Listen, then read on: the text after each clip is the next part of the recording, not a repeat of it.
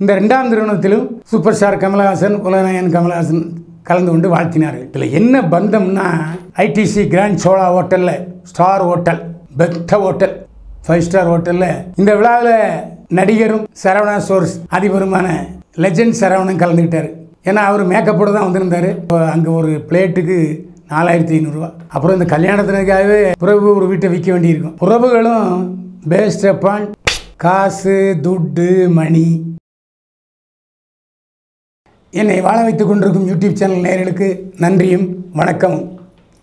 Paper wait channel நேயர்களே, திருமணம் 2 வாழ்த்திய நடிகர்கள் அவர்களே. நடிகர் திலம் சிவாஜி கணேசனின் பேத்தி ஐஸ்வர்யா, பிரபுவுடைய மகள். இவர் ஏற்கனவே அவருடைய தங்கை தேன்குழலியுடைய மகன் குணாலை திருமணம் செய்தார். 2009 இந்த திருமணம் நடந்தது. ஐஸ்வர்யா குணால் திருமணத்துக்கு ரஜினிகாந்த், அஜித், கமலஹாசன் உள்ளிட்ட பலர் வந்து வாழ்த்தினார்கள். இன்று ஐஸ்வர்யாவுக்கு 2வது திருமணம் நடந்தது. ஏன்னா தேன்குழலிக்கும் சகோதரிக்கும் பிரபுவுக்கும் சொத்து தகராறு ஏற்பட்டது. சொத்து தகராறு என்னென்னா, சிவாஜி கணேசனுடைய சொத்தை சரியாக மகள்களுக்கும் பிரித்து கொடுக்க வேண்டும்.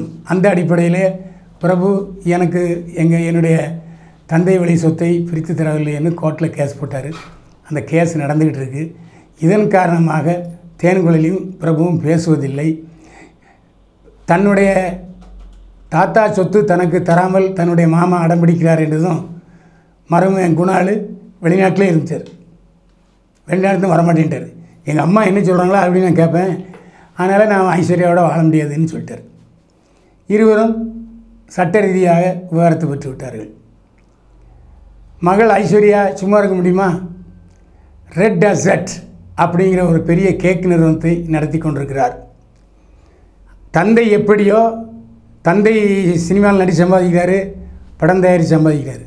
மகா இன்றைக்கி சென்னையில் மிகப்பெரிய கேக்கு நிறுவனத்தை நடத்தி கொண்டிருக்கிறார் ஐஸ்வர்யா. அதாவது பெண் தொழிலதிபர்களை ஒருவராக ஆகிவிட்டார் ஐஸ்வர்யா. ஐஸ்வர்யாவுக்கும் இயக்குனர் ஆதிக்க ரவிச்சந்திரனுக்கும் எப்படியோ நட்பு ஏற்பட்டது. அந்த நட்பு காதலாக உருவானது. ஆனால் பிரபு வந்து சும்மா இருக்கிறவனுக்கு பொண்ணு கொடுக்க மாட்டார் இல்லையா? அடுத்து அஜித் படத்தை இயக்க போகிறவர் ஆதிக்க ரவிச்சந்திரன் என்பது இறுதியாக இருக்குது.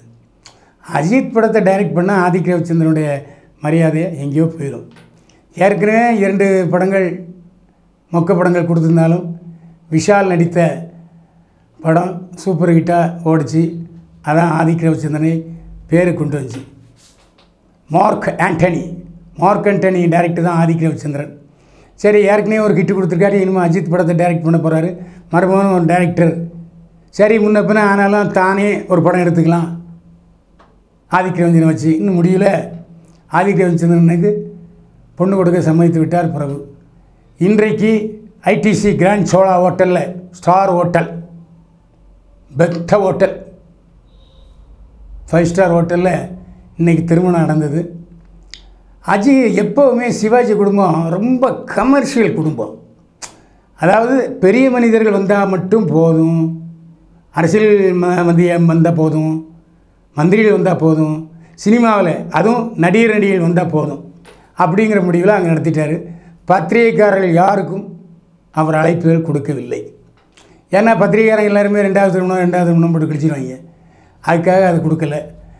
அதாவது ரகசியமாக திருமணம் செய்து உள்ளவருக்கு பதிலாக முதல்வர் மு.க. ஸ்டாலின் அவர்களுக்கே போய் குடும்பத்தோடு போய் பிரபு மு.க. ஸ்டாலின் அவர்களுக்கும் அவருடைய மனைவி துர்கா ஸ்டாலின் அவர்களுக்கும் நேரில் போய் அதாவது அழைப்பில் கொடுத்து வந்தார். இந்த விழாவில் ரஜினி, கமல், விஷால் உள்ளிட்ட பல நடிகர்கள் வந்து வாழ்த்து தெரிவித்தார்கள். எப்போவுமே 5 ஸ்டார் ஹோட்டலில் திருமணம் வச்சா லிமிட்டட் ஆட்களை தான் கூட முடியும்.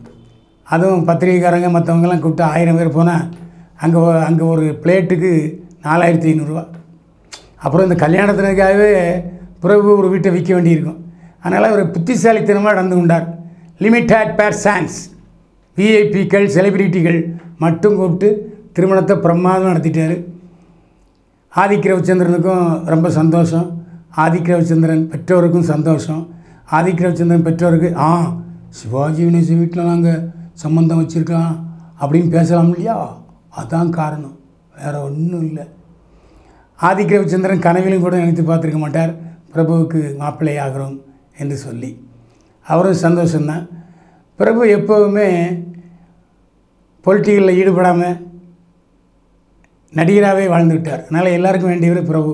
இன்றைக்கி ஜெயலலிதா அவரோட இருந்திருந்தாலும் ஜெயலலிதாட்ட போய் கொடுத்துருப்பார். ஜெயலலிதா கண்டிப்பாக திருமணத்துக்கு வந்திருப்பாங்க, அதில் எந்த சந்தேகம் இல்லை. உங்களுக்கே தெரியும், சிவாஜி வீட்டில் வந்து பொண்ணு கொடுத்துருக்காரு ஜெயலலிதா, அதாவது சசிகலா. அந்த அடிப்படையில் அந்த கல்யாணத்தையும் நடத்தி வச்சவர் ஜெயலலிதா தான். அதனால் பிரம்மாண்டமாக விழா நடந்தது. நம்ம என்னென்னா நமக்கு இன்விடேஷன் கொடுக்கல, சரி பரவாயில்ல, ஆனாலும் பிரபு தானே நம்ம நண்பர், நம்மளோட சீமல் நடித்தவர். இந்த விழாவில் நடிகரும் சரவணா ஸ்டோர்ஸ் அதிபருமான லெஜண்ட் சரவணன் கலந்துக்கிட்டார். ஏன்னா அவர் மேக்கப்போடு தான் வந்திருந்தார். ஏன்னா அவர் எப்போவுமே மேக்கப்போட நடிகராகவே வாழ்ந்து கொண்டிருக்கிறார் லெஜண்ட் சரவணன். அந்த அடிப்படையில் லெஜண்ட் சரவணன் வந்து இந்த திருமணத்தில் வாழ்த்தினார். குஷ்பு, உங்களுக்கு ஏற்கனவே பிரபுவோட அந்த லிங்க்ஸ் இருந்து உங்களுக்கு தெரியும். நான் அதையெல்லாம் மறந்துவிட்டு பிரபுவை தன்னுடைய நண்பராக கருதி குஷ்புவும் இந்த திருமணத்தில் வந்து வாழ்த்தினார். சிவாஜி குடும்பத்தை பொறுத்தவரையில் சிவாஜி உயிரோடு இருக்கும்போது அவருடைய லட்சியமாக வைத்திருந்தார். அதாவது தன்னுடைய குடும்பத்திலேயே கொடுக்கல் வாங்கல், அதாவது மணமகள் எடுப்பது மணமகன் கொடுப்பது என்றதை தொடர்ச்சியாக வச்சுருந்தார். இந்த அடிப்படையில் சிவாஜி கணேசனுடைய தம்பிக்கு சிவாஜி கணேசனுடைய மனைவியுடைய உடன்பிறந்த தங்கையை தான் திருமணம் செஞ்சு வச்சார். அதே மாதிரி தன்னுடைய அக்கா மகள் சாந்தி தியேட்டர் மேனேஜருக்கு தான் தன்னுடைய முதல் மகள் சாந்தியை திருமணம் செஞ்சு வச்சார். அந்த அடிப்படையில் தான் சிவாஜி கணேசன் வழியொற்றி அந்த பாரம்பரியத்தை பின்பற்றித்தான் தன்னுடைய சகோதரி தேன்குழலுடைய மகனுக்கு தன்னுடைய மகள் ஐஸ்வர்யாவை திருமணம் நடத்தி வைத்தார். என்ன பண்ணுறது, விதி யாரை விட்டுச்சு? அதாவது சொத்துக்களில் பங்கு கேட்கிறார்கள் சாந்தியும் தேன்மொழியும். ரெண்டு மகன்கள் 2 மகன்கள், கோடிக்கணக்கான சொத்து இருக்குது சிவாஜி கணேசனுக்கு. அதை 4ஆக பிரித்து கொடுத்துட்டு போக வேண்டியதானே ஐயா. அதில் ஏதோ பொய் கணக்கு எழுதிட்டாங்கன்னு தான் கேஸு, வேற ஒன்றும் இல்லை. அந்த கேஸு நடந்துக்கிட்டு இருக்குது. அது சமாதானமாக போகிறதுக்கு தேன்குழையும் சாந்தியும் முன்வரவில்லை என்பது தான் வருத்தத்துக்குரிய விஷயம். இதில் முக்கியமான விஷயம் என்னென்னா, முதல் திருமணத்திலும் ஐஸ்வர்யா குணால் திருமணத்திலும் சூப்பர் ஸ்டார் ரஜினி புலநாயகன் கமலஹாசன் கலந்து கொண்டு மணமக்கள் வாழ்த்தினார்கள். இந்த 2ஆம் திருமணத்திலும் சூப்பர் ஸ்டார் கமலஹாசன் புலநாயகன் கமலஹாசன் கலந்து கொண்டு வாழ்த்தினார்கள். இதில் என்ன பந்தம்னா, சிவாஜி ப்ரொடக்ஷனில் ரஜினிகாந்த் நடித்தார், சிவாஜி ப்ரொடக்ஷனில் கமலஹாசன் நடித்தார்.